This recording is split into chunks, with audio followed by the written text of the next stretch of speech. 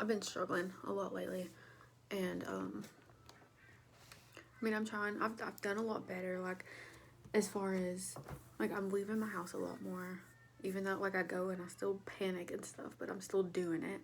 I've been hanging out and having my friend over, and like having play dates and stuff, and that's pretty big for me. So I don't know why I started the video with that, but I've been doing that. I've even pushed myself to go to a couple stores, which is really big for me. If you know me and anything that I struggle with, then you know I struggle really, really badly with going out in public. Unless I'm sitting in the car. And even then, I still have panic attacks, but I digress. I've always wanted to say that. I'm so weird. Anyway, I've been praying a lot. Like, I feel like I know I have a purpose, and that's not what I mean. But I've been wondering, like, exactly what I'm here for, and I've been wanting to fulfill that. And to feel like I'm doing my part. And I know that I have friends. Everybody has friends and loved ones that don't necessarily believe in God or follow God's word. And I had one in specific that I had talked to before that said, I don't really believe. But I don't want to be judgmental. I remember them saying before that, like, they believe that there's something out there, but not necessarily God. And to me, I mean, that always, I get mind boggled when I hear things like this. I'm not going to tear that apart, but I just remember them saying this. And lately, I just kept praying, and I'm like, what am I here for? What am I here for? What do I need to be doing? And I keep seeing these videos, and I keep reading about obedience, and this person just kept popping into my head over and over. And I'm like, no, I don't. Like, I am the kind of friend who, like, if you're someone that I talk to at least every now and then, I've probably sent you some scriptures. I've probably talked about God to you, and I would, let you in on what I'm going through. But when it came to this specific friend, I'm like, I don't want to be that person. I don't want to be that pushy person that's annoying and always talking about God and stuff when they're not even sure what they believe. And I'm like, no. And he kept coming up, and I'm like, no, no. And then finally the other night, I prayed, and then as soon as I got done, I messaged them. And it was like a weight lifted off of me. And I was so nervous for the response. But it surprised me. I get so nervous. It actually surprised me what they said. And it wasn't a straight up, like, I don't believe in God. And I was so worried that was about to come. And I'm like, now what do I do? But they didn't say that. And I was like, okay. I did it, God. I did this thing that I have been avoiding. And I don't know why it was so hard. I mean, why is it so hard to talk to someone about God? Like, those are the people you would think that really, really need to be listening, and I don't want to say preached at, but you know what I mean. But it was so hard. And, like, I'll message them periodically and, like, check in, and, like, I do that. And I remember, just kind of recently, too, I'd message them and was like, I've been praying for you. And then to go ahead and send the message that I did, like, actually talking about God and what I needed to do, basically. It was so nerve-wracking, but I did it. And I've been avoiding it for so long. And I spent a lot of time thinking, like, why is this so hard to do? I'm like,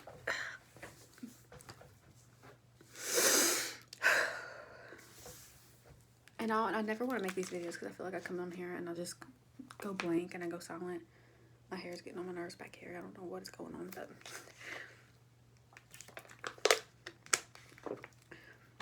my friend was like, you need to start making videos again, because I love them. And she doesn't love them. She just probably likes to make fun of me. But it's okay.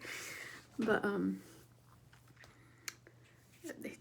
like I said, he just kept coming up, and I did that, and then I told my husband about it, and he was like, there you go, you did what you needed, and sometimes all it takes is just a little bit, and it's right. But still, I mean, I don't feel like I'm completely done. Obviously, I'm not. But,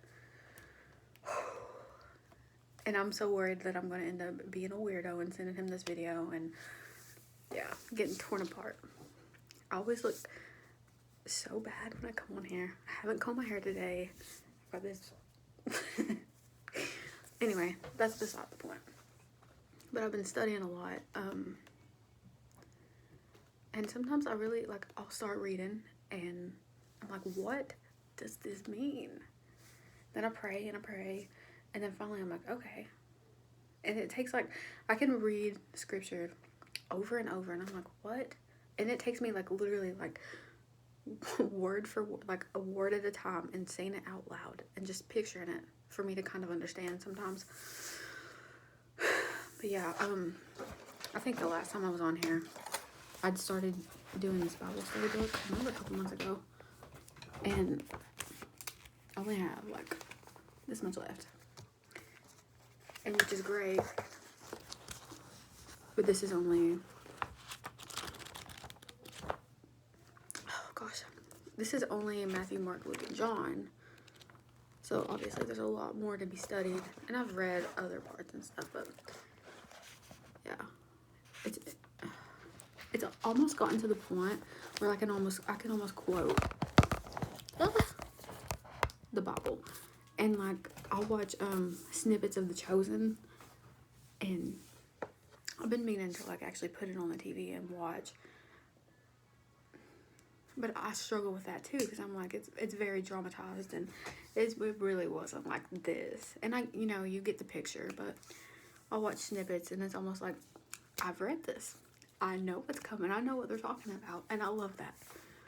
But yeah, this is on loop right now, my little setup. But I kept praying even before recording this, and I'm like, I never know what I'm gonna say or what I'm supposed to say, and he always says just hit record and we'll go from there. And then I get on here and I'm like fidgeting and just moving like crazy. But I guess the point is like obedience. Stop running from that thing. It's not even that big. It's not that big a deal. That thing that you're running from, and your life is being so crazy and hectic, and it feels so unmanageable right now because you're running from this small thing that could be solved. I mean, that's all it takes sometimes. Just a little bit of obedience. And I've noticed, like, me over the years, like, I'll think of stories, like, from when I was younger, and I'm like, I feel like I've always prayed. Like, I've always been a praying girl. That sounds so goofy. But I'll think back to then, and I'm like, believer me, that sounds weird too. Me then versus now. It's like, yes, I believed and I prayed, but I didn't really grasp what I was praying for, what I was praying about. I didn't really understand at all. I wasn't reading my Bible. Anytime I opened it, I'm like, what? And I'm not saying, like, I get it every single time I open it now, but I understand a lot more now. And I get it more, and, like, every aspect of my life has changed. Everything about me has changed. And when someone says something about, like, when I was younger and you used to be like this and you used to do this or whatever, and I'm like, please don't bring that stuff up to me. And I mean, I'm not like, I don't think that I've ever been a bad person. I've been a dumb person, a joking person. I've been a very angry person. I've been a lot of different things, but I was never bad, And like when people bring up like, well, this is how you are, and I'm like, you don't know how I am, because I'm 31 now. Like 31-year-old me versus high school me, or even early 20s me, they're not even the same person. Cannot compete. Like, it just has nothing to do with me now at all. but like literally every single part of me has changed. And yes, now I've grown into a very anxious, afraid to be around people kind of person, but I'm working on it. And I was talking to my husband about this the other day, about how lonely sometimes I feel. And we were like, you know, talking about the Bible and talking about things going on. And I'm like, as I'm talking, I'm like, maybe that's how it's supposed to be. Maybe I'm supposed to be lonely. And the people that I had in my life before, I guess, oh, it's raining. They were holding me back in some ways. And I don't want to, like, I'm not blaming anyone in my life for the things that I've done or for how still I'm standing. It's definitely me. But I have specific family members that I'm not in contact with anymore. And sometimes I'll sit around and I'm like, okay, I miss this person or I miss that. And as I'm talking to him, I'm like, I guess maybe that's the point. The loneliness, it comes with following and being obedient to him. Sometimes that means leaving people behind. And I've been reading about that too. Like, in the end times, people they will betray you in his name's sake. I feel like I look so funky. But I struggle with that. And like, especially when it comes to family. Like, it's hard when you no longer have specific family members in your life, people you were close to, but then you realize like how much you stayed still or went backwards when you were still around these people. So it makes sense that, you know, loneliness just comes with it. Like, not everyone gets to be part of your new life.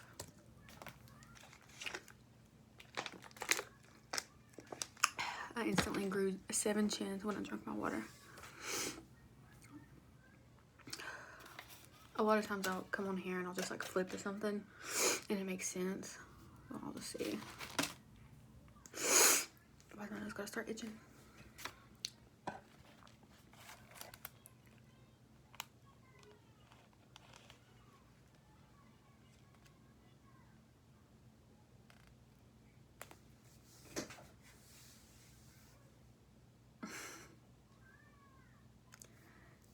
And again, it's like with the awkward silence, I'm just trying to read. And maybe I should come on here a little prepared. But like I said, he said just do it. But the thing that I opened up to just now.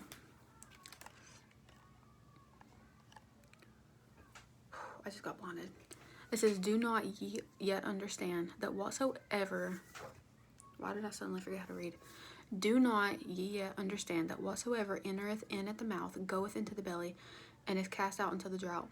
But those things which proceed out of the mouth come forth from the heart, and they defile the man.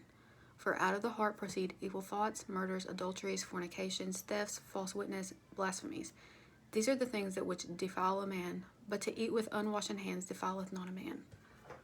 And that is Matthew 15, 17 through 20. Chapter 15, verse 17 through 20.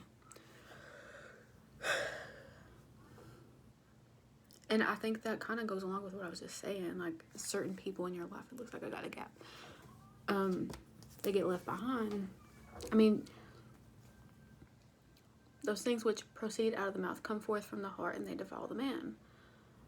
And I mean, I think we're all guilty of, you know, changing who we are and the things that we say and the way that we act around certain people.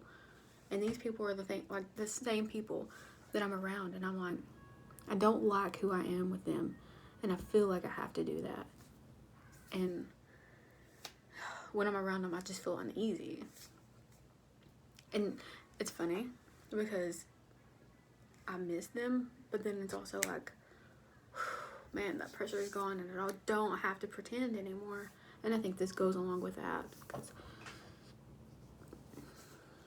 basically you become what you surround yourself with.